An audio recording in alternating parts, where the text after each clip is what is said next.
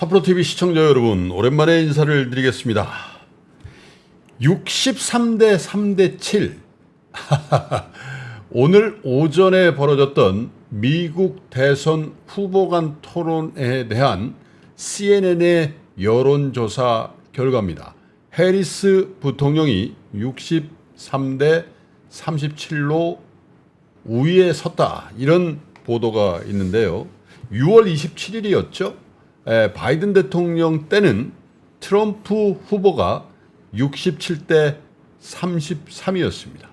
사실은 그 여론조사 결과 때문에 며칠 후에 바이든 대통령이 해리스 부통령에게 후보직을 양보하게 되는 그 결과가 바로 오늘 있었던 것과 똑같은 의미의 미국 대통령 후보 토론회였던 것 같습니다.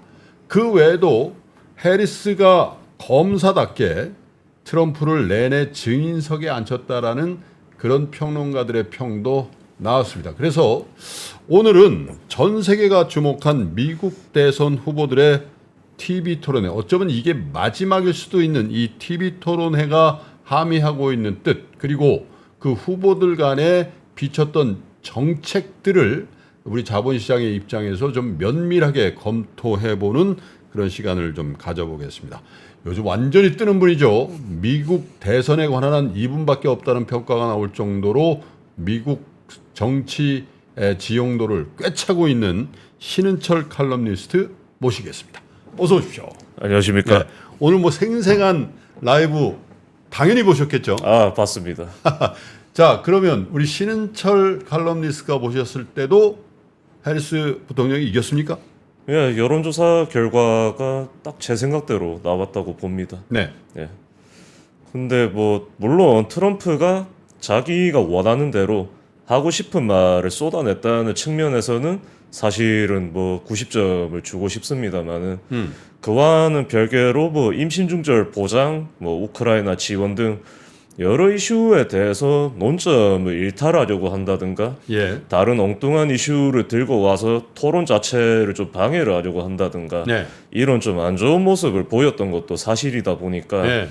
그 정도가 나올 수밖에 없지 않느냐. 아니, 해리스 부통령이 원래 예. 캘리포니아 검찰총장 출신이잖아요. 예, 굉장히 힘들게 당선되었죠. 야, 근데 예, 슬슬 그 글들하고 있겠어요. 예, 원래 그러니까 초반에는 그래도 평정심을 유지하던 트럼프 후보가 중반 넘어가면서 신경질적으로 반응을 하면서 예, 아까 얘기한 이탈, 일탈 이런 걸 하지 않았나 그런 생각이 드는데. 맞습니다. 사실은 해리스가 경력 초반에는 특히 2010년 캘리포니아 주 법무장관 선거 당시에는 상대 후보자가 인기 있는 로스앤젤레스 카운티에 예. 그 법무관이었나 그거를 하고 있었을 뿐더러 티파티 열풍 때문에 공화당의 지지율이 상당히 높았던 시기이다 보니까 해리스가 이제 토론회를 치르면서 지금처럼 적극적으로 나서진 않았습니다. 예. 사실은 그때 당시에 불거졌던 문제 중에서 하나가 그런 이제 카운티의 공직을 맡고 있다가 주 단위 선거에서 이겨서 주정부에 들어갈 경우에 이런 이슈가 생긴다는 겁니다. 주정부 직책을 수행하면서 받는 보수와 예. 카운티 단위 직책을 수행하면서 이제 수령하게 되었고 또 받게 될 연금, 그러니까 이제 이중 보상 문제가 불거졌던 건데 예. 공화당 후보가 그에 대해서 아주 허심탄회하게 내가 그도 연금 벌었으니까 받는 게 맞지 않겠느냐라고 네. 얘기를 했고 해리스가 그 발언을 활용을 해서 있는 돈 없는 돈 긁어 모아서 광고를 내보내서 이겼던 정도였거든요. 네. 그리고 사실 2020년 대선 당시에도 해리스가 뭐 버싱 정책이라든가 그런 특정 이슈에 대해서는 말씀하신 그 검사 기질을 살려서 뭐 일시적으로 좋은 모습을 보여줬을지 모르겠습니다만은 그때 당시만 해도 미국 대통령직을 이제 트럼프의 재선을 저지르고 수행을 할 것 같으면은 뭐 통합이라든가 포용이라든가 이런 면도 보일 수 있었어야 되는데 그런 면이 많이 부족했다. 정책적인 일관성도 그렇고 그렇기 때문에 해리스가 부통령직을 수행을 하면서 그런 면을 보완을 하고 보여줄 수 있었어야 되는데 이번 토론회에서 그걸 좀 아주 잘 하지 않았나 그렇게 생각합니다. 그렇군요. 자, CNN이 여론조사를 해보니까 63대 3대 7이라고 제가 말씀드렸어요. 예. 우리 신은철 칼럼니스트는 몇 대 몇을 주시죠? 저도 딱 그 정도를 주고 싶습니다. 63대 37? 예. 아 이거 너무 똑같으면 좀 어쨌든 네, 이 정도의 격차를 보일 정도의 토론의 성적표다. 예, 그런데 이 여론조사 혹은 네. 이 토론회 평가가 이제 2달이 채 안 남았습니다. 예. 이 대선에 어느 정도 영향을 준다고 보세요? 영향을 새로 준다기보다는 그러니까 이미 투표하기로 결심을 한 사람들은 이미 후보를 정하고서 봤기 때문에 큰 차이가 없을 겁니다. 네. 그러니까 엄밀히 말하자면 그런 사람들인 경우에는 민주당 지지층이라면은 해리스의 퍼포먼스를 보면서 이번 투표에 참여하고 싶다는 의욕을 느꼈을 것인가. 네. 그러니까 바이든 대통령이 6월 말 토론회 당시 하지 못했던 거를 할 수 있었느냐. 트럼프 전 대통령도 그런 맥락에서 이제 평가를 해야 했던 것이고. 근데 그 사람들이 결국에는 뭐 한 45대 45로 갈린다 치면 남은 10% 정도가 있지 않겠습니까? 주로 무당층인 사람들. 그 사람들은 실제로 양당을 불신하고 정책적으로도 기대가 없다 보니까 예. 정치에 대한 의욕이나 기대가 없는 분들이라서 둘 중에 누구든지 간에 그 사람들까지도 이제 설득을 해볼 수 있는 네. 그러니까 마지 못해서라도 투표를 할 수 있게끔 만들었어야 된다는 점에서는 중요한 토론이었던 것은 사실입니다. 그렇군요. 예, 그런데 이 공개 토론회가 끝나자마자 예, 이겼다고 평가받는 해리스가 예, 트럼프 진영에게 토론회 한 번 더 하자라고 제안을 했고 예, 트럼프 후보는 할 필요가 있을까? 그리고 너 졌으니까 나한테 제안하는 거지 이렇게 맞받아치면서 예, 다음 스케줄에 대해서는 유보했단 말입니다. 예. 그거는 해리스 입장에서 하면 할수록 내가 유리하다는 자신감의 표명이겠죠? 예, 저는 그렇다고 봅니다. 그리고 관례상 1960년 이래로 1968년 정도를 제외하면은 예. 매번 대통령 토론회를 했지 않습니까? 그러니까 60년부터 코로나 시국이었던 2020년 정도를 제외하면 예. 9월에서 10월 사이에 거의 무조건 3번은 했습니다. 그러니까 2차 토론회 제안은 지극히 상식적이었지만은 말씀하신 바와 같이 해리스 쪽이 이제 자신감을 가지고서 네. 제안을 했기 때문에 트럼프 쪽에서도 자기들이 최대한 이제 할 수 있는 발언을 나름 정돈해서 잘하지 않았나 그렇게 보시면 될 것 같습니다. 그렇군요. 예, 야, 그리고 딱 야, 어떻게 요 시점에 이분께서 아, 해리스를 지지 선언을 했을까? 예, 테일러 스위프트. 아, 야, 지금 뭐 전 세계에서 사실은 저는 뉴진스입니다만은 전 세계인에게는 사실 테일러 스위프트라는 가수가 엄청난 인기와 또 미국 내에서도 어떤 의미에서 아이콘 같은 역할을 하고 있기 때문에 결정적인 순간에 해리스 지지 선언을 했어요. 예. 이것도 좀 영향이 있겠죠. 아주 클 겁니다. 그 테일러 스위프트 같은 경우는 원래는 그 남부 출신으로서 컨트리 가수로서 네. 미국 내에서 꽤 잘 나가는 정도였지만은 코로나 시국을 계기로는 이제 전 세계를 아우르는 아주 막강한 인기를 구가하게 되었고 그렇죠. 그 덕분에 팬덤의 기반도 굉장히 탄탄한 편입니다. 네. 본국이 미국에서는 두말할 필요가 없겠죠. 예. 그렇다 보니까는 이미 올해 1분기 당시부터 언론도 그렇고 바이든과 트럼프 양측 진영도 그렇고 테일러 스위프트의 행보를 많이들 주시를 했습니다.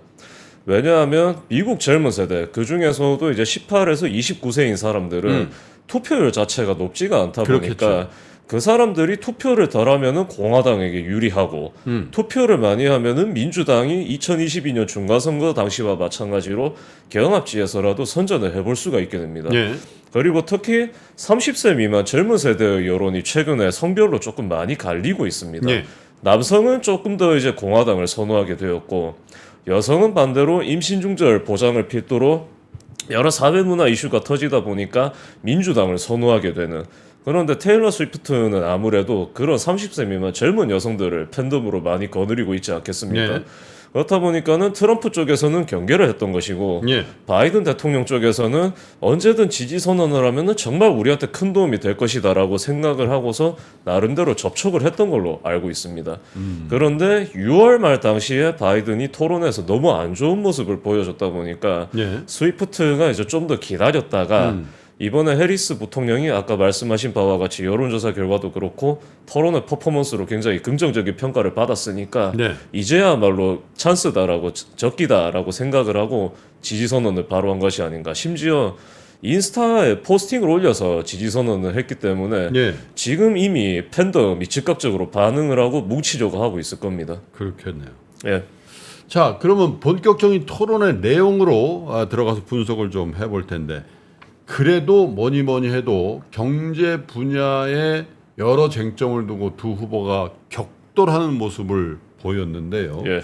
그 중에서도 이게 빈곤층과 중산층 가정에 대한 세금 혜택이라든지 보조, 예. 지원 이런 거를 두고 굉장히 크게 부딪혔어요. 예. 어떻게 보셨습니까? 자녀 세액 공제는 사실 공화당으로 많이 껄끄러운 이슈입니다. 예. 재정 보수파이고 독립성, 그러니까 미국 특유의 개척민 정서를 강조하는 정당으로서는 자녀 세액 공제를 보장하고 싶지가 않지만 네. 지지도가 높아지고 있기 때문에 자기네들 지역구민을 포함해서 많이들 의식을 하고 있습니다. 네.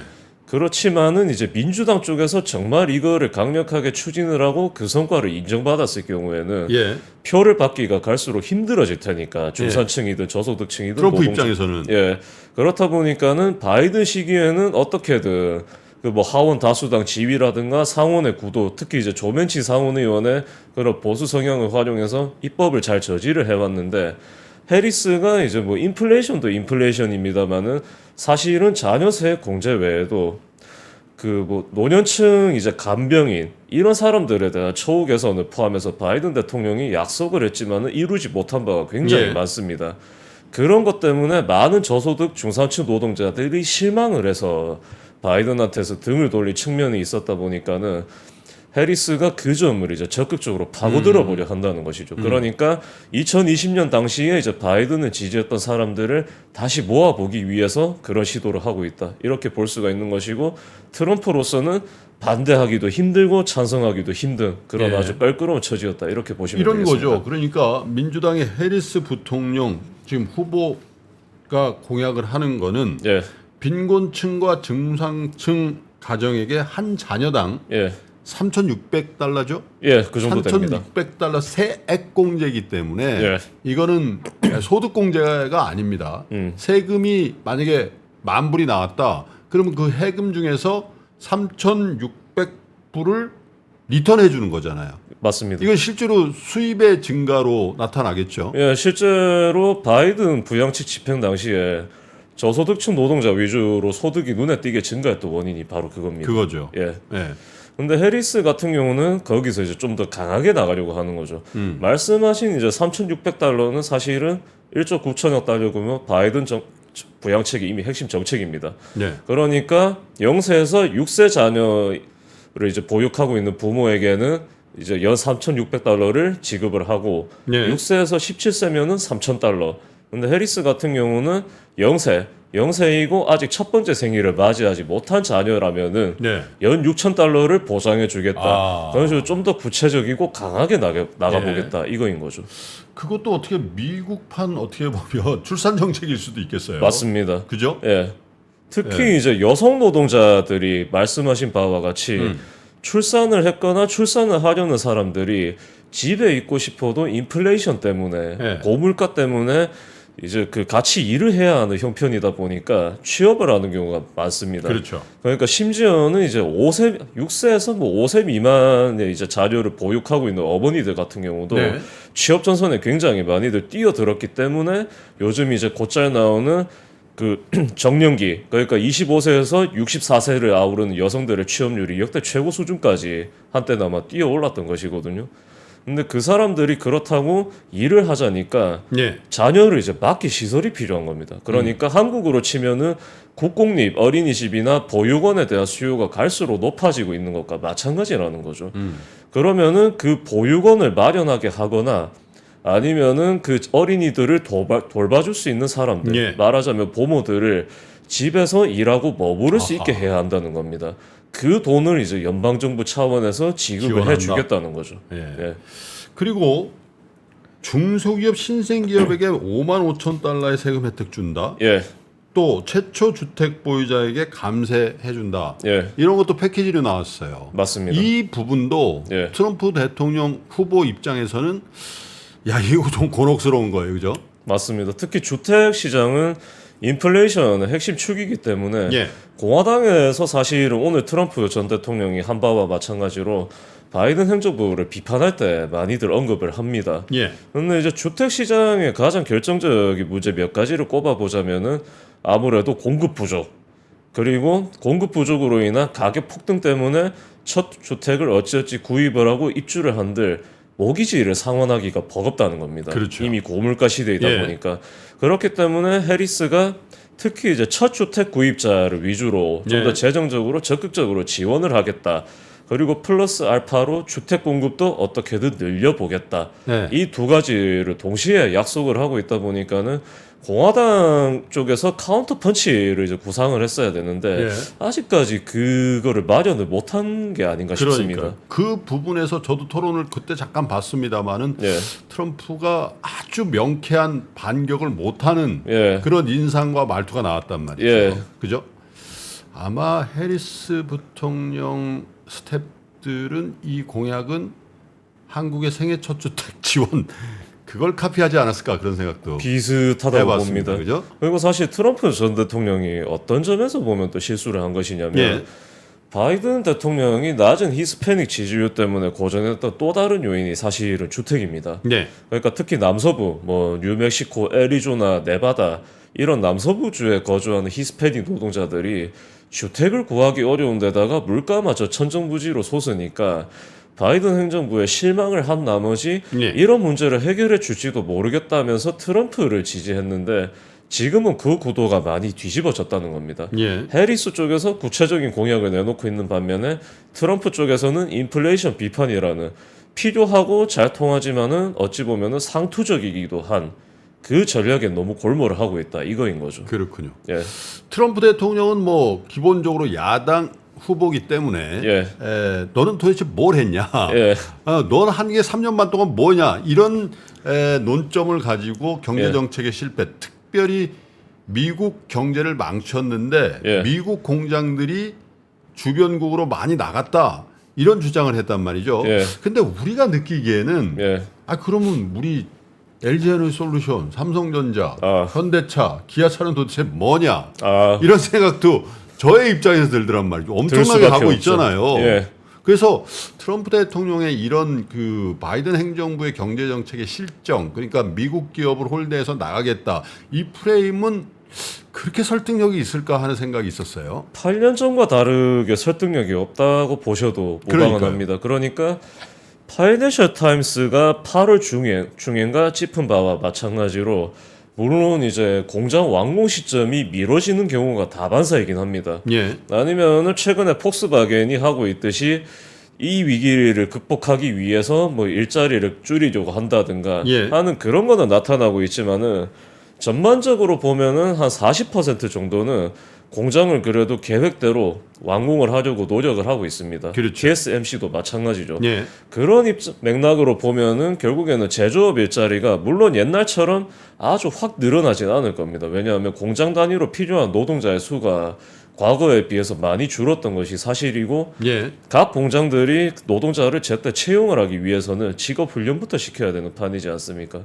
그렇기 때문에 단기간에 유의미한 제조업 일자리 증가가 나타나진 않는다 해도 트럼프 전 대통령이 8년 전에나 통했을 법한 주장을 다시 우려먹고 있는 건 사실입니다. 그런데 조금 공허하게 들리더라고요. 예, 자, 그 지점에서 해리스 부통령, 대통령 후보죠. 예, 중산층을 공략하는 그런 언급들이 굉장히 날카롭게 들어왔어요. 뭐냐?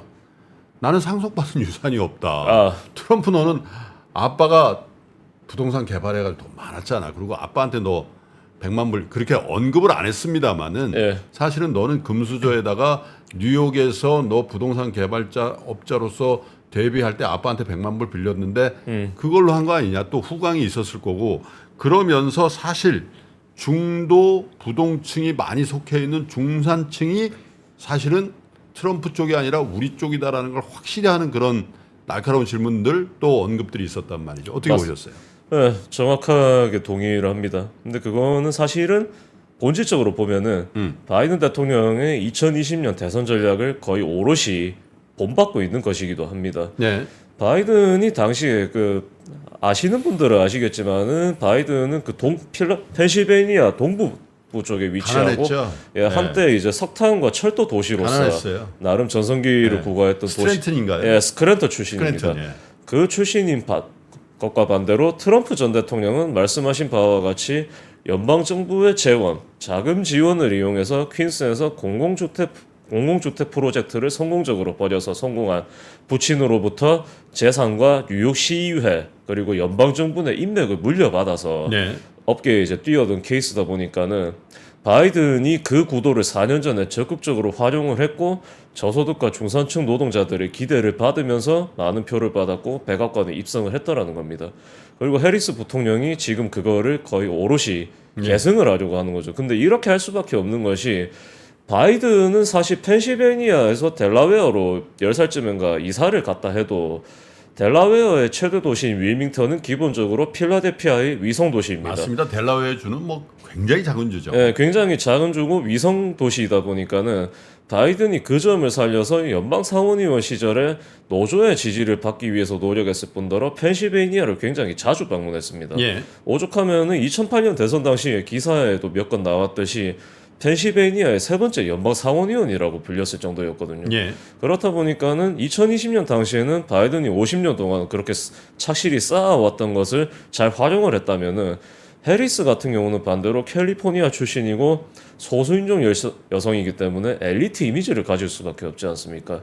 그러면은 그 엘리트 이미지를 희석하고 노동자들의 반감을 해소할 뿐더러 그들을 최대한 자기 편으로 만들기 위해서는 맥도날드에서 일한 경력을 부각하는 것과 마찬가지로 결국에는 중산층 이미지를 적극적으로 홍보할 수밖에 없다는 겁니다. 그런 맥락에서 보면은 그분이 왜 팀 할즈 미네소타 주지사를 부통령 후보로 발탁했는가도 이해를 할 수가 있는 것이죠. 네. 물론 어떤 분들의 입장에선 야 해리스가 무슨 중산층이고 중산층이 아니야. 예. 아유 아버지 교수고 엄마는 브라만 출신이고 예. 뭐 그래서 예. 그러나 어쨌든 미국의 가정사를 이렇게 보면 유산을 물려받아 가지고 부를 축적하지는 않았다. 예. 이거는 팩트인 것 같아요. 맞습니다. 그죠? 예. 이제 그런 부분을 트럼프와의 확실한 차별점으로 부각시키는데 나름 성공한 거 아니냐. 네, 이런 평가가 성공하고 있는 것 같습니다. 자, 이민 문제가 또 미국 사회에 굉장히 큰 이슈인데 예. 트럼프 후보가 이런 얘기를 했어요. 불법 이민자들이 개나 고양이를 잡아먹는다. 굉장히 충격적이었어요. 아, 그게 이미 사실은 한 이틀 전쯤부터 뭐 예. 뉴욕 타임스를 비롯해서 미국 언론에 다 나온 소식입니다. 예. 당국이 이미 반박을 했고 사실은 ABC 뉴스의 사회자 측이 예. 사실관계를 정리하면서 반박을 했습니다만은 정확히 말씀드리면 어떤 논쟁이냐면은 IT의 정세가 요즘 굉장히 불안합니다. 예. 그렇다 보니까 IT계 이민자들도 미국으로 많이 밀려 들어오고 있는데 예. 그들 중에서 일부가 오하이오의 스프링필드라는 도시 아니면 카운티에 정착을 했습니다. 예. 정착을 했는데 그런 이제 일종의 카더라 통신이 들려왔다는 거죠. 예. 애완동물을 훔쳐서 잡아먹고 있다. 예. 다른 범죄도 저지르고 있다. 예. 이런 이제 의혹이 제기되었고 제이디 벤스 공화당 부통령 후보도 그 의혹을 활용을 하면서 백인 노동자들의 이민자들에 대한 반감을 이제 다시 한번 조장을 해보려고 했다는 예. 겁니다. 근데 트럼프 전 대통령이 이민을 언급할 때마다 그 의혹을 또 거론을 했다 보니까 ABC 뉴스 사회자 측에서 이제 사실관계를 정리하면서 또 반박을 했더라 이거인 거죠. 그런데 예. 사실 미국의 일반 시민들 입장에서 그게 가짜 뉴스라 하더라도 예, 어쨌든 그런 느낌을 딱 갖게 되면은 예, 와 이거는 사실 우리도 이제 반려견, 반려묘 이런 것들이 굉장히 일반화되고 예. 어찌 보면 그런 것들이 더 급속도로 이 대중화가 되고 있습니다만은 미국 사회라는 게 그런 굉장히 강한 그런 사회적인 반감 같은 걸 갖거든요. 만약 그런 거를 학대를 했다, 예. 뭐 음식 특히 백인들일수록 아무래도 유럽계 이민자들이었다 보니까 건국 초기부터 그런 애완동물을 아끼는 문화가 그럼요. 이미 자연스럽게 정착이 되어 있었거든요. 예. 저도 이제 그 실은 교환학생으로 공부하기 위해서 뉴저지에 갔을 때 한번 겪었던 바인데 예. 자신의 강아지를 뭐 피하려고 하거나 첫인상만으로 부정적으로 평가하려고 하면은 그거를 자신에 대한 부정적인 평가로 받아들이고 불쾌한 기색을 감추지 못하는 백인 중산층이 굉장히 많습니다. 많아요. 예. 네. 그렇기 때문에 공화당 측에서는 어떻게 보면은 최신 이슈를 활용하면서 이민 이슈에 대해서 걱정하는 여러 노동자들의 반감을 다시 예. 한번 이제 활용을 해볼 수가 있다는 거겠죠. 예. 그 점에서 보면은 트럼프 전 대통령이 그래도 자기가 하고 싶었던 말을 착실하게 했다 이렇게 볼 수도 있겠습니다. 그렇군요. 자, 그리고 또 하나 이슈가 예. 지난번 대선의 불복과 아, 1월 6일이었죠. 예. 2021년 1월 6일에 일부 시민들의 의사당 난입 사건, 폭동 사건이라고 해야 되겠어요. 왜냐하면 네. 100명 이상의 법 집행관들이 부상을 당했기 때문에 예. 사실 이 부분에 대해서도 굉장히 날선 공방이 있었는데 맞습니다. 어떤 내용들이 오고 왔습니까? 해리스 측에서는 당연히 트럼프 전 대통령이 당시 대선 결과에 불복했으며 집회 연설도 하면서 폭동 조장을 했다. 그러니까 마땅히 책임을 져라. 예. 그러니까 지극히 원론적인 반박을 했던 것이고 트럼프 전 대통령도 사실은 지극히 원론적으로 나온 겁니다. 대선 결과에 변함없이 불복을 하고 자기는 폭동에 대한 책임도 지지 않겠다. 네. 그런데 트럼프 전 대통령이 어떤 면에서 무리수를 둔 것이냐면은 자신이 어쨌든 당시에 현직 대통령이었고 민주당의 주장을 볼 것도 없이 이미 집회 연설이 동영상으로 남아 있습니다. 예. 사진도 촬영된 바가 있죠. 그렇기 때문에 자기가 어느 정도는 책임을 지려고는 해야 하는데 당시에 하원 의장이었던 낸시 펠로시 민주당 하원 의원에게 그렇죠. 그 책임을 전가하려고 하면서 예. 자신을 너무 궁색하게 만들지 않았나 싶었습니다. 낸시 펠로시와 워싱턴 D.C.의 행정부 그러니까 뭐 그 책임자는 거죠. 시장이나 이런 사람. 예. 이런 쪽으로 이제 책임을 밀었단 말이죠. 예, 근데 워싱턴 D.C.의 시정부는 사실 완전히 독립한 시정부가 아닙니다. 예. 그러니까 뭐 예산이나 여러 정책 추진에 있어서는 연방의회의 지지를 받아내야 되는 그러니까 반독립적인 지자체거든요. 예. 그렇기 때문에 당시에 의사당 전국 폭동 같은 경우는 결국에는 트럼프 전 대통령이 행정부 내 기관들을 이제 즉각 동원을 해서 경찰이든 군인이든 투입을 했어야 되는 겁니다. 예. 필요하다면은 메릴랜드나 버지니아의 주 방위군도 일시적으로 연방군에 편입시켜서 그러네요. 배치를 했어야 되는 그때까지는 거거든요. 그 공권력의 집행자가 예, 도널드 트럼프 대통령이었죠. 맞습니다. 하원 의장도 결국에는 완전한 법적 권한은 없기 때문에 예. 대통령한테 이제 그냥 그 문제를 상의하는 정도였던 예. 거거든요. 그렇기 때문에 트럼프 전 대통령이 책임을 회피하려고 할 것 같으면 원래 하는 것처럼 사실 크게 보면 상관은 없습니다. 왜냐하면 공화당 지지층 중에서 압도적 다수, 수치로 말씀드리자면은 75에서 80% 정도가 대선 결과 불복에 찬성을 하거니와 폭동에 대해서도 크게 개의치 않기 때문에 예. 책임을 회피하려고 하는 것 자체가 공화당 지지층의 여론에 아, 큰 영향을 그러네요. 미치지 않을 겁니다. 네. 그런데 그렇다고 한들 펠로시한테 책임 전가를 하려고 해서는 안 되었다. 이거인 거죠. 아, 상남자 이미지에 그거는 좀 네, 그게 아마 좀 그것도 훨씬 나이 많은 누나 아니에요. 예, 그죠? 예, 물론 이제 센 누나죠. 예. 센 거기다가 언니죠. 펠로시 전 의장의 남편이 아시는 바와 같이 예.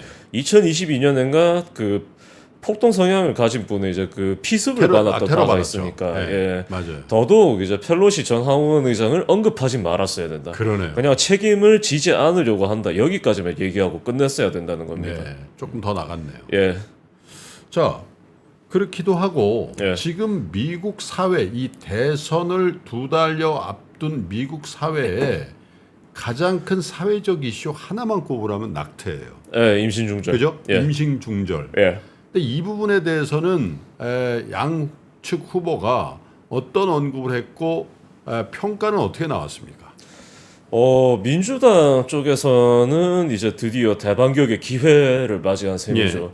사실 그 임신 중절 이슈는 하필이면 이제 지미 카터 전 대통령의 재직 기간 당시에 예. 눈에 띄게 증가했다 보니까 당시에 공화당 특히 이제 로널드 레이건 전 대통령이 1980년 대선을 준비하면서 그 반임신 중절 여론을 활용하고자 보수적인 백인 기독교계와 본격적으로 손을 맞잡았습니다. 예. 그렇게 해서 이제 백인 복음주의자 그러니까 백인 기독교 교도 중에서도 특히 이제 그런 문제에 대해서 선명하게 보수적인 사람들을 예. 규합을 해서 공화당 지지층으로 만들었거든요. 그러니까 사실은 트럼프 전 대통령이 완전한 아웃사이더 혹은 이단아는 아닙니다. 예. 여러모로 그런 공화당 역대 대통령들의 강점을 잘 활용을 해서 2016년 대선에서 이길 수 있었던 것이거든요. 예. 근데 이제 트럼프 전 대통령이 그런 맥락에서 보면은 어떤 걸 했었느냐? 2016년 대선 당시에 아이오와나 그런 주에 이제 여러 소도시, 시골을 돌아다니면서 백인 기독교도이기도 한 노동자들과 만나면서 자신은 이제 공화당 주류와 다르게 연방 대법원을 이제 확실하게 보수파들이 장악하게 하고 그 다수파인 보수파 대법관들이 로데웨이드 판결을 뒤집게 하겠다. 로드웨이드 판결이라면 그 이제 24주 후까지인가 임신 24주 후까지인가의 임신 중절을 보장하는 예. 1973년에 바로 그 연방 대법원 아하. 판결이죠. 예. 그거를 엎어버리겠다고 공약을 했고 그렇기 때문에 백인 복음주의자들의 압도적인 지지를 받았습니다. 못하게 하겠다는 거죠. 예. 그러니까 레이건 전 대통령은 80년 대선 당시 한 67% 정도의 지지를 받았고 역시 이제 금주를 하면서 복음주의자로 거듭난 조지 워커 부시 전 대통령이 78% 정도를 받았는데 예. 트럼프 전 대통령은 참고로 2016년과 2020년 대선 당시에 지지율 81%를 기록했습니다. 아하, 예. 어마어마하게 압도적인 지지율이었거든요. 그 정도로 이제 공화당 쪽에서도 임신 중절 보장이 중요한 쟁점이었는데 민주당이 왜 수세로 몰릴 수밖에 없느냐? 민주당을 지지하는 사람들도 결국에는 미국인이고 기독교도가 많습니다. 예. 특히 가톨릭 교도도 그렇고 그런 사람들이 많다 보니까 민주당을 지지하는 것과는 별개로 임신 중절 보장은 너무 나가는 거 아니냐. 그러니까 로드웨이드 판결을 지키는 것 정도만 하되 그 이상 나가지는 마라. 혹은 이제 심지어는 로드웨이드 판결을 뭐 번복하게 하거나 아니면은 좀 더 강한 이제 견제 장치를 도입을 해야 된다. 예. 이런 이제 온건파 보수파들이 한때 당내에서 굉장히 막강한 영향력을 행사했습니다. 예. 뭐 오바마 시기에 몰락한 블루독, 청년연합이라든가 지금의 성향으로 보면은 뭐 조맨친 민주당 무소속 상원의원이라든가 이런 분들이 있었는데 그렇다 보니까는 민주당 쪽에서는 공화당과 다르게 공화당 쪽은 이미 레이건 시기부터 이제 반대쪽으로 나가면서 예. 기독교도인 백인 다수의 지지를 받았던 것과는 반대로 민주당은 당론부터 통일이 안 됐다 보니까는 임신중절 보장에 있어서 자기들이 생각하는 호재가 나오지 않은 이상은 강하게 나가기가 어려웠던 겁니다. 그게 2020년까지 쭉 이어졌는데 2022년에 연방대법원 특히 보수파 대법관 6명이 로데웨이드 판결을 번복을 하니까 민주당을 지지하는 여성들만 들고 일어난 게 아니라 원래 공화당을 지지했거나 보수 성향이지만은 공화당을 지지하지 않는 무당층 여성들마저 민주당으로 많이 넘어오기 시작을 했다는 겁니다. 낙태 문제 때문에. 예. 사실 그게 굉장히 큰 변수였죠. 22년 중간선거 당시에 인플레이션 못지않게 중요한 이슈였을 뿐더러 예. 인플레이션 이슈 같은 경우는 공화당이 압도적인 지지를 받지는 못했습니다. 그러니까 뭐 72대 28 이 정도까지 나오진 않았거든요. 그러니까 뭐 69대 31 이 정도였는데 임신중절 보장 같은 경우는 민주당이 70대 30 수준으로 압도적으로 앞서간 경우가 많았다는 겁니다. 근데 그게 펜실베이니아, 위스콘신, 뭐 애리조나 이런 이제 경합주에서도 나왔다 보니까는 뭐 주지사든 상원의원이든 중요한 선거에서 민주당이 이겼더라는 거죠. 그렇다 보니까는 바이든 대통령이 크게 두 가지를 했던 겁니다. 아일랜드계 가톨릭 교도로서 임신 중절 보장에 반대하기 때문에 개인적으로는 그 이슈를 적극적으로 지지를 할 수는 없습니다만은 로데웨이드 판결 자체가 알고 보면은 미국 여성 인권의 하나의 토대였기 때문에 자유라는 메시지로 이제 포장을 하면은 예. 활용을 해볼 수가 있다는 겁니다. 그렇기 때문에 바이든 본인은 그 자유라는 메시지에 좀 더 치중을 하면서 그 메시지 안에 임신 중절 이슈를 넣었던 것인데 반대로 해리스 부통령은 좀 더 젊지 않습니까? 그리고 여성이고. 여성이고 소수인종이기 때문에 30세 미만 소수인종 여성들과 잘 통할 수가 있습니다. 예. 또한 임신중절 보장 이슈가 뜨면서 공화당으로 많이 이탈하고 있는 30세 미만 백인 여성들하고 잘 통할 수가 있죠. 그러니까 바이든 대통령이 그런 쪽으로 그러니까 임신중절 이슈를 좀 더 강하게 부각을 하면서 그런 코어 지지층과 소통을 하는 것을 해리스 부통령한테 일임을 했습니다. 아하. 사실은.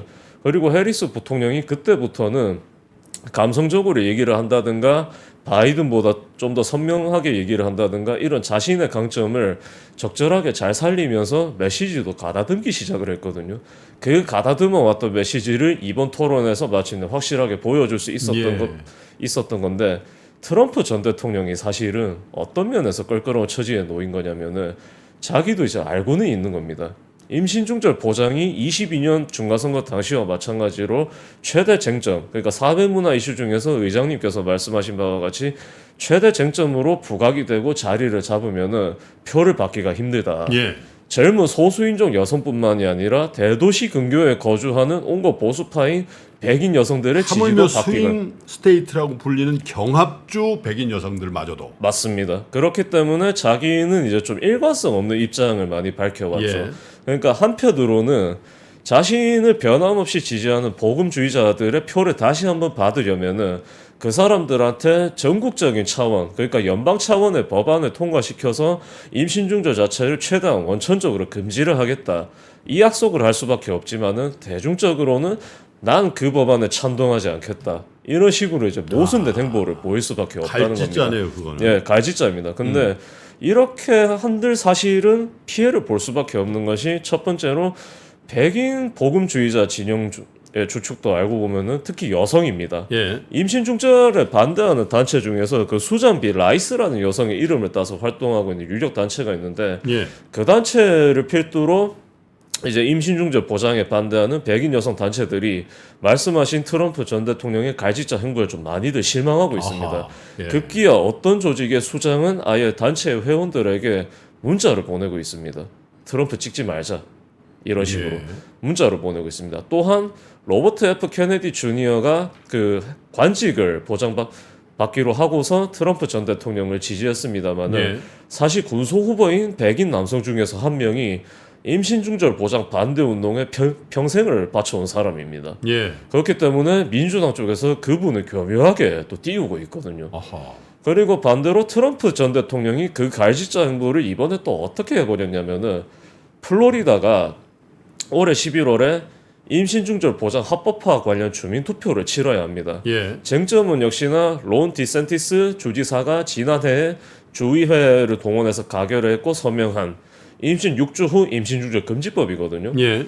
근데 이제 트럼프 전 대통령이 원래는 디센티스 주지사를 비판할 때 6주 후 금지는 너무 나갔다 이랬으면서 갑자기 합법화에 찬동을 하겠다 이랬던 겁니다. 예. 근데 그 발언을 거의 하루 만에 반대하겠다라고 뒤집어 버렸다는 거죠. 그러니까 그 발언만 보더라도 트럼프 전 대통령이 얼마나 깊이 고민하고 있는가를 알 수가 있었던 것이고 그 고민이 이번 토론에서 아주 제대로 드러났다. 이렇게 보실 수가 있겠습니다. 보수파를 포용해야 되는 트럼프 입장에서도 예, 세상의 반, 예, 미국의 반, 예. 여성표의 이탈은 너무 아픈 지점이죠. 아주 치명적입니다. 치명적이죠. 예, 그죠? 예, 야, 이 낙태 문제, 그러니까 임신 중절 문제가 어쩌면 예. 갈짓자 행보를 보이고 있는 트럼프 전 대통령, 지금 공화당 후보의 뒷덜미를 잡을 수도 있겠다는 생각이 듭니다. 예, 그게 플로리다 외에도 애리조나도 이제 그러니까요. 합법화 투표를 예. 이제 실시할 예정이고 심지어는 미주리도 합법화 투표를 실시할 예정이기 때문에 예. 임신 중절 이슈가 이제 올해 대선이나 상원 선거에 어떤 영향을 미칠 것인가 예. 이거를 저희가 미국인이 아니라 해도 지켜볼 가치 정도는 충분히 있습니다. 그렇군요. 예, 자, 국제 정치로 조금 얘기에 예. 궤를 좀 옮겨 보겠습니다. 예. 트럼프 후보가 이 부분에 대해서만큼은 굉장히 공세적인 입장을 취했던 것 같은데 예, 내가 만약에 대통령이었다면 러우 전쟁도 안 일어났을 거고 하마스 이 전쟁이라고 해야 되나 분쟁이라고 해야 되나? 이것도 예. 없었을 거다라고 주장을 했는데 예. 해리슨이 이렇게 받았습니다. 트럼프가 독재자가 되려고 하고 독재자들하고 친하다. 김정은과 러브레터를 주고받았고 뭐 이런 식이잖아요. 예. 어떻게 보셨어요? 북미 정상회담 재개 가능성이야 뭐 저희로서는 사실 마다할 게 없겠죠. 예. 없겠습니다만은 첫 번째로는 트럼프 전 대통령이 자기가 집권을 하고 보여줘야 되는 이상 그거는 아직 뭐 러우 전쟁이건 하마스 이스라엘 전쟁이건 자기가 대통령이었으면 터지지 않았을 것이라는 주장은 다소 뜬구름 잡는 주장이 아닌가 이렇게 볼 수가 있겠습니다. 또한 본질적으로는 국제주의 대 고립주의의 충돌이라고 볼 수가 있겠죠. 예. 그러니까 해리스 부통령은 우크라이나를 계속해서 지원을 하겠다.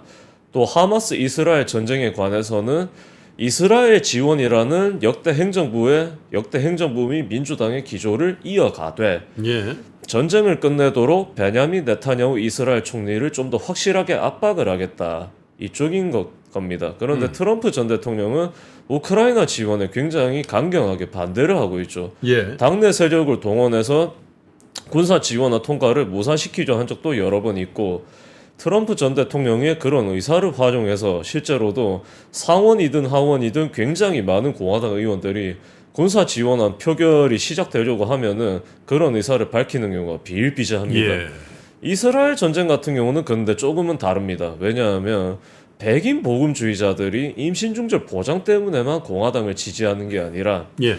버락 오바마 전 대통령 시절에 이제 타결된 이란 핵협상 때문에 민주당을 싫어하기도 하거든요. 예. 그렇기 때문에 트럼프 전 대통령이 이번에 어떤 걸 하고 싶었던 것이냐, 예. 자기를 진정한 친이스라엘로 내세우면서 백인 복음주의자와 원래 이제 정통 민주당 지지층인 유대계 미국인의 표심까지 동시에 끌어와 보려고 노력을 하고 있다는 겁니다. 예. 그 노력의 일환을 이번 토론에서 보여줬는데, 너무 이제 자기가 현직 대통령이었으면 전쟁은 터지지 않았을 것이다, 이 얘기에 너무 집중하지 않았나. 물론 그게 아니었다 해도 이미 트럼프 전 대통령이 민주당을 변함없이 지지하는 유대계들을 너무 공개적으로 비하하고 있다 보니까 논쟁의 여지가 존재하는 것도 사실이기는 합니다. 네. 근데 그렇다 해도 논의의 방향을 너무 자기한테 불리한 쪽으로 끌고 가지 않았나. 저는 그렇게 생각을 합니다. 아마 트럼프 대통령 입장에서는 말씀드린 것처럼 6월에 있었던 그 바이든 현직 대통령과의 토론의 기억이 굉장히 강하게 남아 있었어요. 아주 강렬하다 봅니다. 내가 완전히 이겼기 때문에 예. 이번에도 이길 것이다라는 그런 자신감이 있었을 법한데 사실은 어떤 분은 이런 얘기를 하더군요. 처음에 대면했을 때부터 해리스가 이겼다. 악수를 먼저. 그런 그 전체적인 모양새가 예. 해리스 대통령이 사실 핀치 히터로 나온 거 아니겠습니까? 그렇죠. 네, 사실 이건 굉장히 비상 상황이에요. 현직 대통령이 낙마하고 사실 그렇게 존재감이 많지 않았던 해리스가 예. 대통령 후보가 된 굉장히 긴급한 상황이 만든 후보기 때문에 맞습니다. 어찌 보면 엄청난 카리스마의 소유자인 트럼프 대통령과의 첫 조우에서 예. 굉장히 위축될 수 있단 말이죠. 그렇습니다. 그걸 이겨냈다. 예. 거기서부터 슬슬 좀 꼬인 거 아니냐. 예, 사실은 미국의 언론들도 비슷한 평가를 내렸습니다. 예. 악수를 먼저 청하는 별개로 모두 발언 당시까지만 해도 해리스가 많이 긴장하지 않았나. 예. 그런데 모두 발언을 시작하고 토론을 이어가면서 긴장을 풀고 예. 자기가 보여줬어야 했던 모습을 최대한 정확하게 보여줬다, 이런 평가를 내리기는 했습니다. 그러니까 자신감을 확실히 얻기는 했던 것 같습니다. 네. 자, 뭐 이 경제 문제라든지 또 예. 미국의 가장 사회적인 이슈가 되고 있는 낙태 문제, 그리고 또 지금 국제 정세에 관련된 양 후보의 입장이나 이런 것들에 대한 평가를 들어봤는데 어떻게 보세요? 토론회가 한 번 더 있을 것 같습니까? 역대는 어땠습니까? 서두에서 말씀드린 바와 같이 코시국이었던 2020년. 예, 그다음에 코로나. 리처드 닉슨 전 대통령이 의도적으로 회피했던 1968년 정도를 제외하면 예. 최소 2, 3회 정도는 해야 합니다. 그렇기 때문에 해리스 부통령 측이 지극히 원론적인, 하지만은 자신들의 자신감을 아주 노골적으로 드러내는 제안을 한 것이고, 트럼프 전 대통령 측이 그걸 이제 받아들일 것인가는 지금으로서는 지켜볼 수밖에 없겠죠. 그런데 받아들일 수도 있다고 봅니다. 예. 10월 예정인 이제 부통령 토론회가 있으니까요. 만약에 그때 JD 벤스 공화당 상원의원 겸 부통령 후보가 좋은 모습을 보여주지 못해서 여론이 더 나빠진다 싶으면은 결국에는 트럼프 전 대통령이 토론회를 한 번 더 하면서 직접 나설 수밖에 없을 수도 있다. 저는 이렇게 봅니다. 부통령들 간의 여론조사도 하죠. 하고 있습니다. 어떻습니까 지금? 호감도 조사를 하고 있는데 공통적으로 두 사람 모두 아직 전국적인 인지도를 구축하지는 못했습니다. 예. 다만 호감도로 보면은 와일즈 쪽이 벤스를 앞서고 있습니다. 좀 푸근해 보이더군요. 예, 푸근한 것도 있고, 벤스가 그 트럼프를 지지하는 오하이오 백인 노동자들의 지지를 받고자 사회문화 이슈에 대해서는 너무 강경하게 나가고 있으니까 예. 벤스를 아는 사람들의 경우에는 그런 면에 대해서 비호감인 경우가 많은 겁니다. 근데 트럼프 후보 자체도 예. JD 벤스와의 약간의 거리두기 아, 그런 뉘앙스의 얘기를 한단 말이죠. 예. 안 그래도 오늘도 그 무슨 주제였던가는 죄송합니다만 기억이 나지 않습니다만은 AB뉴스 사회자 측에서 벤스 부통령 후보가 이런 얘기를 했더라. 그래서 트럼프 전 대통령 당신은 어떻게 생각하십니까? 라는 예. 식으로 물었더니만은 트럼프가 그것은 벤스 후보 본인의 생각이고 나 자신의 생각은 다르다. 아. 이런 식으로 진지 대수롭지 않다는 듯이 얘기를 했습니다만은 예. 사실은 미국 현대 대통령제가 갈수록 이제 부통령의 위상과 역할을 높이는 쪽으로 또 변화를 하고 있기 때문에 예. 부통령 후보의 어떤 자질, 그 다음에 토론에도 굉장히 갈수록 중요해질 수밖에 없거든요. 그 측면에서 보면은 트럼프 전 대통령이 벼랑과 또 다른 실수를 저질렀다 이렇게 볼 수가 있겠습니다. 근데 이거를 왜 벼랑한 실수를 저지른 걸로밖에 볼 수가 없냐면은 트럼프 전 대통령은 스포트라이트를 자기가 최대한 독점을 해야 좀 네. 직성이 풀리는 타입입니다. 그렇기 때문에 뭐 이슈에 대해서건 뭐 선거 결과에 대해서건 다른 사람이 자기 자신의 몫을 이제 앗아가는 거를 굉장히 좀 안 좋게 보는 쪽이거든요. 그렇기 때문에 본능적으로 이제 벤스 쪽으로 존재감이 그렇게 옅어지는 것을 경계하는 차원에서 얘기를 했다. 이 점에서는 지극히 트럼프다웠지만은 대선의 판도, 그 다음에 대통령제, 미국 대통령제의 변화의 방향까지 놓고 보면은 예. 역시 좀 해서는 안 될 발언이었다. 삼갔어야 했다. 이렇게 볼 수 있겠습니다. 예. 하기야 뭐 이 부통령을 러닝메이트라고 하잖아요. 맞습니다. 러닝메이트의 어떤 사안에 대한 언급을 예. 나하고는 관계없다라고 얘기하는 것 자체가 예. 사실은 굉장히 이례적이죠. 이례적입니다. 그리고 미국의 공화국으로서의 어떤 역사, 예. 그다음에 건국 초기부터 존재했던 미국민들의 저서까지 보면은 잠재적인 독재자로 지탄받아도 할 말이 없는 실언을 해버린 셈이기도 하죠. 어떻게 예. 보면. 거기다가 지난번에 러닝메이트였죠. 마이크 대통령. 펜스. 예. 마이크 펜스하고도 매우 좋지 않은 관계가 맺어져 있단 말이죠. 맞습니다. 그렇죠? 예. 이쪽은 배신자라 그러고 예. 마이크 펜스 입장에서는 다시는 상종 못할 사람이라고 그러고 맞습니다. 그런 형태로 지금 설전을 벌이고 있는 상태이기 때문에 예. 과연 트럼프 예. 이 팀이 예. 제대로 미국을 리드할 수 있느냐 이런 부분에 대한 퀘션 마크도 조금씩은 커져가는 거 아닌가. 맞습니다. 사실은 펜스가 두 가지 강점을 가지고 있습니다. 예. 공화당의 주류입니다. 첫 번째로. 두 번째로는 인디애나 출신의 가톨릭인데 예. 그냥 가톨릭이 아닙니다. 케네디 가문을 숭상하는 가톨릭 집안으로서 민주당을 지지했지만 1970년대에 이제 뭐 고등학교, 대학교 시절을 경험하고 현 부인이 알고 보면은 굉장히 선명한 백인 복음주의자로서 예. 펜스가 이제 신앙과 가치관을 바꾸는데 아주 지대한 영향을 미쳤거든요. 예. 그런 거를 경험하다 보니까는 펜스가 임신 중절 보장 등 여러 사회 문화 이슈에 대해서 보수적인 기치를 내걸기로 하고서 공화당에 입당한 사람입니다. 네. 근데 인디애나 같은 경우는 중서부 주로서는 뭐 많은 분들이 보시기에 특이하게도 공화당을 꾸준히 지지하게 합니다만은 그와 별개로 각 정당 지지층 간의 차이점을 존중을 하고 그걸 토대로 그 이견을 조정하는 타협의 정치를 굉장히 선호하는 곳입니다. 역대 공화당 주지사들의 성향도 대체로 그렇거든요. 예. 그런데 펜스 같은 경우는 2016년 대선 당시에 쟁점이었던 소위 화장실법 이런 거를 또 추진했을 정도로 어떤 거죠? 화장실법. 뭐 화장실을 이용할 것 같으면은 예. 그러니까 뭐 성적 취향 그러니까 젠더 이런 거에 치우치지 말고 예. 남자면은 남성 화장실을 이용해야 되는 거고 여성이면은 여성 화장실을 이용하는 게 맞다. 그러니까 규제를 하는 거죠. 트랜스젠더들이 다른 화장실을 쓸 수 없게끔. 아. 그런 거를 이제 추진을 했다 보니까는 펜스가 비호감을 살지언정 아까 언급해드린 백인 복음주의자 그러니까 공화당 코어 지지층의 확실한 지지를 받을 수가 있는 인물이라는 거죠. 근데 이 백인 복음주의자 같은 경우는 이제는 트럼프의 코어 지지층으로 변모를 했기 때문에 사실 크게 상관이 없습니다.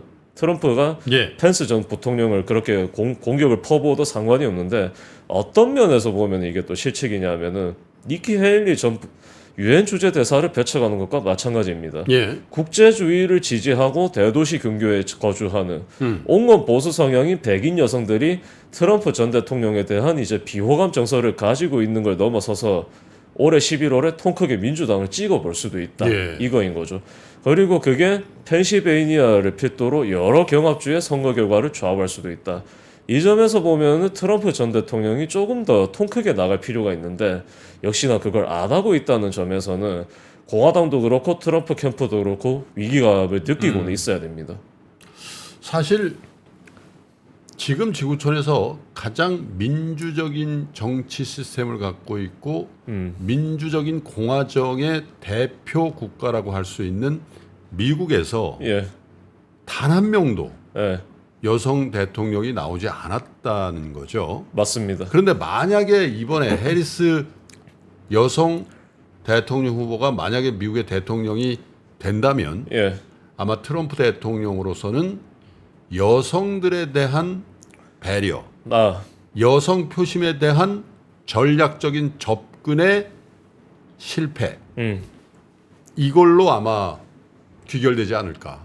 실제로 주류 언론들도 그 점을 아주 수시로 지적을 하고 있습니다. 여론조사로 보더라도 예, 성별 격차로 보면은 확실히 여성 유권자의 해리스 지지율이 평상시보다 높게 나옵니다. 예, 근데 그렇다고 남성들이 공화당으로 완전히 치우치기는 또 쉽지가 않을 겁니다. 아 남성들 특히 여성 결혼을 따라하죠. 하고 자녀를 양육하고 있는 남성들일수록 예, 최근에 히스패닉 장년층 남성들이 경험하고 있는 것과 마찬가지로 예, 부인이나 딸이나 손녀들이 임신을 하면서 겪은 여러 고통들을 목격을 했기 때문에 예. 보수적이더라도 임신 중절 보장을 암묵적으로 지지를 하거나 관심을 가지게 되는 경우가 굉장히 많습니다. 후회하는 임신들을 많이 예. 하니까요. 또한 이제 민주당 쪽에서 8년 전은 사실 굉장히 잘 복귀를 하고 있는 것이 예, 팀 케인 민주당 상원의원이 노동자 집안의 아들이고 젊은 시절에 그 봉사활동을 하러 중남미를 다녀왔던 경험이 있어서 스페인어를 구사를 할 수 있다 보니까 히스패닉과 소통을 할 수 있습니다만 한 가지 치명적인 문제를 안고 있었죠. 남성성을 내세우고 대변할 수 있을 정도의 카리스마를 갖추지는 못했다. 예, 근데 그 점에서 보면은 팀 할즈 미네소타 주지사는 그런 어떤 팀 케인 상원의원의 약점을 충실히 보완을 할 뿐더러 그러네요. 트럼프 벤스가 내세우려는 그런 이제 미국 남성상과 이제 대비되는 중서부 남성상을 내세울 수 있다는 미식축구 점에서 코치였죠. 예, 그리고 엄청난 오랜 기간 동안에 군복무를 했죠. 예, 군복무를 했고 또 네, 주임 상사죠. 교사였죠. 그리고 굉장히 적절하게 언급을 하신 것이 민주당이 요즘 대선 광고를 하면서 미식 축구의 비중을 아주 높였습니다. 미식축구 시즌이란 말이에요. 또. 예, 시즌이기도 하고 네. 비중 자체를 굉장히 높이기도 했습니다. 그러니까 뭐냐면 민주당 같은 경우는 8년 전과 다르게 남성상을 대변할 수 있는 사람을 내세워서 남성표도 최대한 규합을 하려고 할 뿐더러 여성 대통령 당선 가능성을 본격적으로 높여볼 수가 있다는 겁니다. 근데 해리스가 또 어떤 면에서 힐러리 클린턴 전 국무장관과 다르게 노련하다고 볼 수가 있겠느냐. 그런 가능성 및 상징성과 의도적으로 거리를 두고 있습니다. 예, 거리를 두고서 자신을 이제 계속해서 언더독 후보로 규정을 하면서 플러스 아파로 역시 또 의장님께서 말씀하신 중산층 출신 여성이다. 이런 이미지에 이제 집중을 하고 있다는 거죠. 네. 예. 자 이제 50여일 정도 남았습니다. 예. 이번 미국 대선이 어쩌면 미국의 향후 10년, 20년 혹은 그 이상 예. 어쩌면 미국을 넘어서는 글로벌 10년, 20년 그 이상을 좌우할 수도 있는 매우 물론 매 4년마다 매우 중요하다는 얘기를 각 언론에서 합니다만은 한 번 임기를 채웠고 재선에 실패한 트럼프의 복귀가 가져올 그 변동성 예. 그리고 최초의 여성 대통령의 탄생 그리고 바이든 정부의 정책적 승계 이런 여러 가지 복잡한 구도가 정말로 우리에게도 중요한 변곡점으로 작용할 수도 있다라는 그런 공감대에는 여러분 대부분 동의하실 것 같은데 어떻습니까? 앞으로 남은 기간 동안에 예. 이 토론회 말고의 변수 뭘 꼽을 수 있을까요? 변수라면은 일단 트럼프 전 대통령이 안고 있는 악재는 명백하죠. 고령 논란을 이제는 자기가 혼자서 감당을 해야 된다. 고령. 예. 예. 그렇다 보니까 트럼프 전 대통령이 바이든 대통령의 재도전 가능성을 계속해서 언급하고 있던데 예. 개인적으로 공화당 전략가라면은 그걸 삼가도록 좀 조언을 하는 게 맞지 않나. 바이든의 재도전 가능성? 예, 그게 그러니까 뭐예요? 해리스를 제치고 본인이 다시 나오는. 아유, 그건 예, 그건 아닌 것 같은데. 예. 근데 또 그와는 별개로 이제 트럼프 전 대통령 측이 예. 진짜 그 고령과 인지 능력 저하 문제를 좀 신경을 쓰긴 해야 합니다. 예. 왜냐하면은 그 이번 토론회에서 나왔던 게 사실은 몇 달 전부터 이미 연설이라든가 그 외에 이제 각종 이제 당내 행사에서 계속 반복이 되면서 여러 지지층과 당내 이제 관계자들의 네. 우려를 사고 있던 차였거든요. 근데 그 논란을 6월 토론회 당시에는 바이든 대통령의 그 처참한 퍼포먼스 덕분에 덮고 넘길 수가 있었는데 예. 이번 토론회를 계기로는 그 논란을 피하기가 매우 힘들어졌다는 겁니다. 그렇기 때문에 앞으로는 유세 일정도 그렇고 발언도 그렇고 좀 더 이제 신중하고 차분하게 접근할 필요가 있다. 물론 쉽지는 않을 겁니다. 네. 트럼프 전 대통령의 기질상 결국에는 자기가 하고 싶은 대로 할 것이기 때문에 네. 그렇다 해도 조언을 하고 어떤 현실을 분명하게 자각하게 할 필요는 있다. 예, 그거를 일단은 공화당 측의 악재이자 향후 미국 대선에 어떻게 보면은 새롭지만은 새롭지 않은 변수로 꼽아드릴 수가 그렇군요. 있겠습니다. 참 정치 어려운 것 같습니다.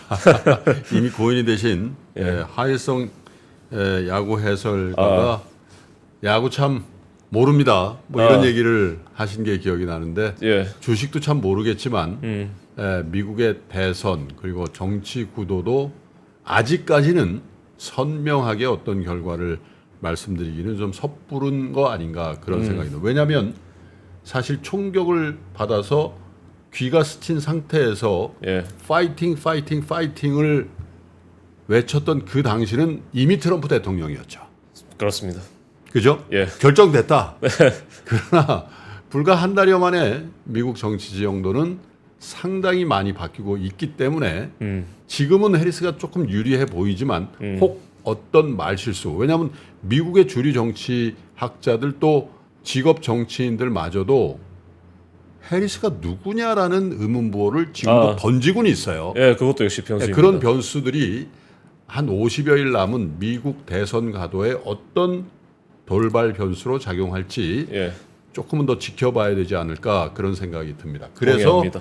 신은철 칼럼니스트는 앞으로도 자주 저와의 대담을 통해서 미국 정치 지형도에 대한 매우 상세한 여러분 이 제가 물론 대충의 질문은 준비를 했습니다마는 그때그때 계속 저의 그냥 궁금증을 그냥 돌발 질문을 던졌음에도 불구하고 신은철 칼럼니스트는 단 1초도 주저함 없이 본인의 생각을 데이터에 기반해서 얘기를 해주지 않습니까? 4, 5년 전에 신한은행의 오건영 팀장을 저희가 패드 전문가로 저희가 세상에 알렸다면 이제 미국 정치 전문가로서 신은철 칼럼니스트를 여러분께 소개해드리고 있는 것 같습니다. 앞으로 50여일 동안 여러분 정말 깊이 있는 해설 기대해 주셔도 좋을 것 같습니다.